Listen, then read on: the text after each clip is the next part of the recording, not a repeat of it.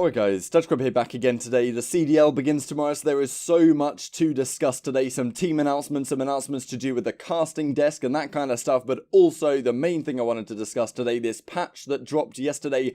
Major changes to the game and major changes in a positive direction. The crazy thing is, once again, this patch is dropped right before a weekend begins, and as a consequence, there are some issues with the patch that may cause significant changes and issues with the competitive integrity of the game this coming weekend, which I'm not sure are going to be easily resolved. We'll talk about that in the coming minutes. Then I wanted to do some quick predictions at the end of the video before tomorrow, where I'll talk about the big rivalries before the CDL kicks off tomorrow night. So like if you guys enjoy, subscribe if you're new as always, I would greatly appreciate it. Let's get some love, on the like button would be greatly appreciated. Given the CDL's finally starting, the off-season is over. Firstly, wanted to mention this. A lot of people pointing out, like, where is this being streamed? Have no real confirmation. And the CDL have not confirmed who has the broadcasting rights. However, Toronto Ultra say our matches will be streamed live on Twitch, the official Call of Duty channel. So that's what they reckon. That's where I imagine it will be streamed. But as I say, as of now, no official announcement quite yet. Another podcast to throw into the mix. Hardpoint's one of the staple podcasts back in the day with TP and Merk is back in action. They've now got Maven and James Crowder going on so many podcasts around the scene last night. Last night I was on Spitfire, Bryson Tunn's EGL podcast. But there's so much going around right now, so this could be another exciting one to keep your eyes on. Couple of team announcements as well. So Hybrid Gaming announced they've kind of got the Seattle Surge Academy team, Panda Proto Spoof, Vivid and Super. And Atlanta FaZe announced their academy team being Abstract Journey, Tom Gravity, Turn Up Too Easy and Zaptia. So those are the teams to keep your eyes on the amateur bracket. I don't even know to what degree they're going to be promoting the amateur bracket. Isn't even going to be streamed. Are people even going to be casting over it? We have no inclination. Especially given that Bryce and Ton haven't been picked up. You'd have thought they would have been like the go-tos. Okay, yeah, we've got the 6 main casters for the league, that's fine. If we need 2, 4 other guys to cast the, the open bracket stuff, then, Bryce and Ton you'd have thought would be top of the list. But apparently not on this occasion. And just to talk more about the talent side of things, Katie Bedford says the following: "Wish I had better news. I planned to be back with the Call of Duty League, but the league did not renew my contract. In talks with teams to host their homesteads, so I hope to see you soon." So really interesting here. Of course, this may well be to do with Puckett returning from the Overwatch League. Maybe he still wants to work in Call of Duty, or at least he's shown inclination he wants to work in Call of Duty. I'm not sure whether Activision will try and contract him full time, because he did talk about how he's going to be a freelancer. We'll have to see how that works out. But yeah, Katie not being signed onto the main desk for the season. Possible that she'll be able to work some of the homestead stuff, but yeah, she was really well received by the community last year, and I think a lot of people will miss her because she was, I think at times, the highlight of that desk. When maybe it was a little bit slow, she honestly did a great job and was probably one of the breakout talents in Call of Duty and esports more generally last year. So it'll be interesting to see where she ends up in terms of esports as a wider field. But yeah, interesting decision once again from Activision not to get Katie back. I'm sure she'll be missed by many in the community. And then this from Study as well. So we didn't make the cut, Katie, all good. Then he follows up with sad news. Didn't renew my contract, so I'll be streaming and do a lot of side gigs. Appreciate everyone's support through the Black Ops 4 season as well. So he's not going to be back. Let's go on to this patch then from yesterday. Gunless, $300 million league, and we're paying on a patch that we haven't paid a second of for the start of the CDL. That's only one of the issues of bringing out a game-changing patch right before a weekend. No one has any time to practice on changes that could be pretty significant to how the game plays and how some of the best teams match up. Morks then says this: "Just found out we will be playing on the new patch for the event. Really don't understand how we're told we're the lifeblood of the league, and yet actions show otherwise." This has been an issue throughout Call of Duty history, really. Developers dropping big patches on the scene just before the event kicks off. And even, I think, in Infinite Warfare, mid-event, they moved the uplink portals literally mid-event. And, that was insane. That was next level. Nowadays, you would hope that wasn't the case, but it still seems that Infinity Ward aren't really correlated with the professional, the side of the professional community. I don't really know how these things don't have better checks, but Arstes then says we've known for a while that there's going to be a pretty major patch and they're going to be playing on it for the weekend. And, sometimes they'll drop a patch, but for the weekend ahead, they'll be like, okay, we won't play on this new patch, it's too game-changing, we'll just stick with the old one, and then we'll see how it implements going forwards. That could be a direction they take, but it seems like the pros are going down a route of, yeah, we're playing on this one.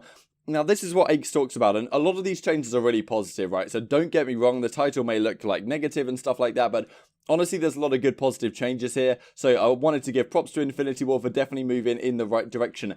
I wouldn't say the game is fully esports ready now, but we're definitely getting there, and hopefully over the next couple of months or so, we will get to a point where the game actually it plays pretty well for competitive, or at least as best it can. So Firstly, slide cancelling. It's not fully fixed. They've made it so that if you slide cancel, slide jump, you do this like unintentional movement glitch. If you do that, you won't get the sprint out benefits you did before, or the slide out benefits or whatever, which is obviously a good thing. However, the movement, at least the animation, still exists in the same way. So Parasite was saying it's still possible to camera people, to go around corners and kind of fake movement and get some advantage, but it shouldn't be as significant. So that's a pretty big deal. Trophy system that a lot of pros have been complaining about. Increased protection radius, apparently, decrease the radius and the damage taken by trophy explosions, decrease charge times. There's some pretty big buffs to the trophy system overall.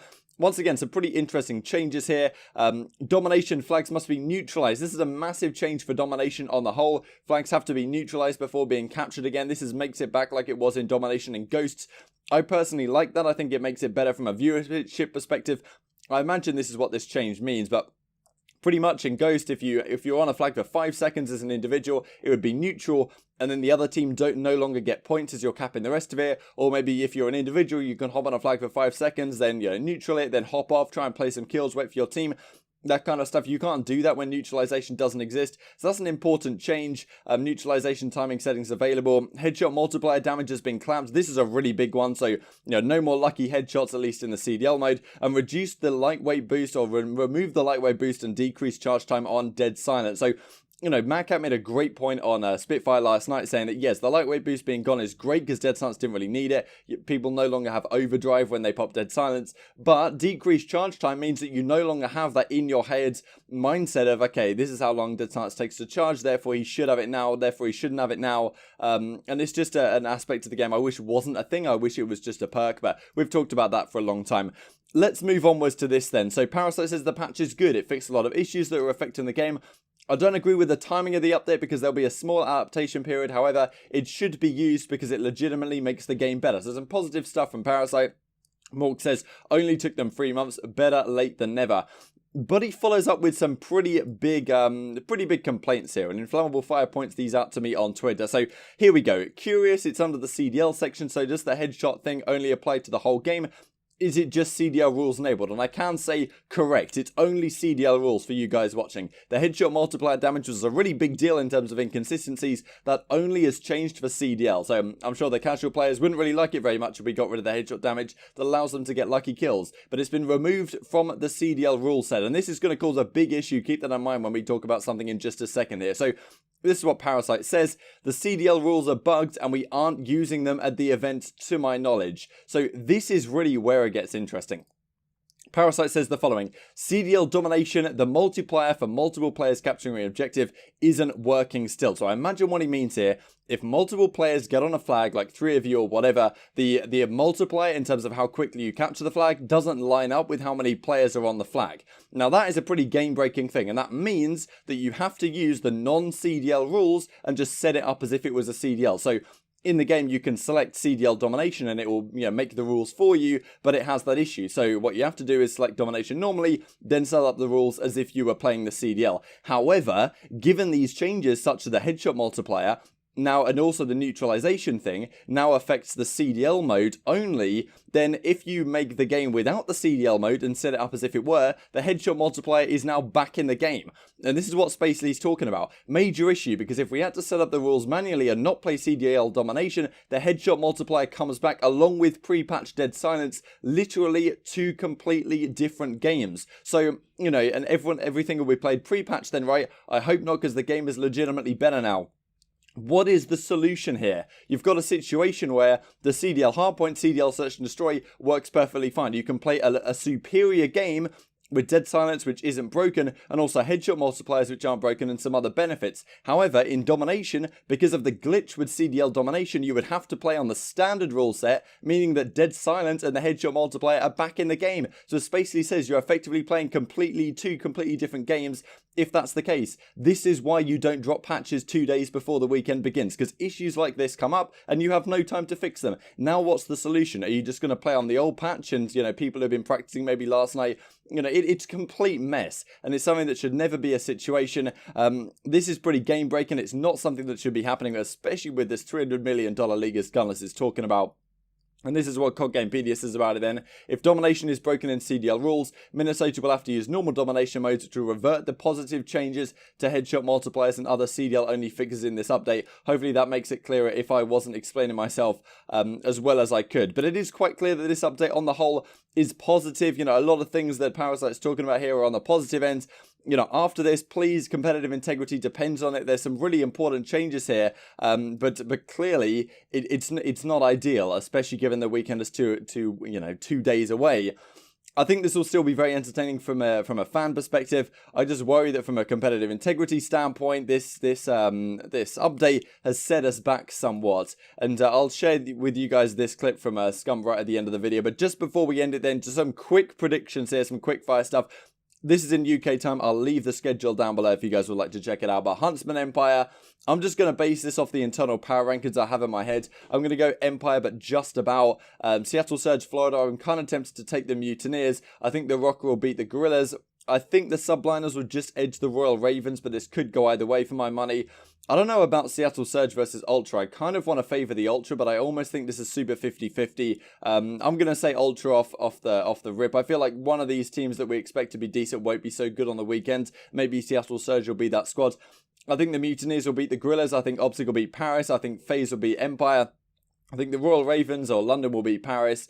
Huntsman OpTic, I think the Huntsman will get the better of them. It'll be pretty embarrassing if Chicago Huntsman, calling themselves the new OpTic or whatever, lost to OpTic. So I think they'll have the fire behind them to win that series. FaZe should beat the Subliners and Rocker will beat the Ultra. Those are my predictions for the weekend. Leave yours down below and all of your thoughts on this controversy.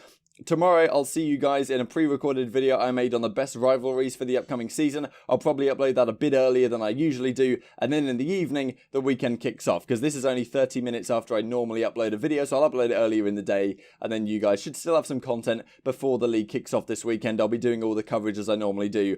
Thanks for watching as always. Like if you guys enjoyed, subscribe if you're new. I'll see you next time. If you die, hold your Top broken, top broken. Half wall, two half wall, two half wall, two half wall. Spawn now, Top broken. Bottom I spawned yellow. it new! It's because they're blocking everything. It's because they're blocking you. That doing it. Dude, yeah, they're trolling. I'll be. I spawned in the back. Two in the back! He pinched. There's two in the back. I'm in the back, yeah. We spawned in the back!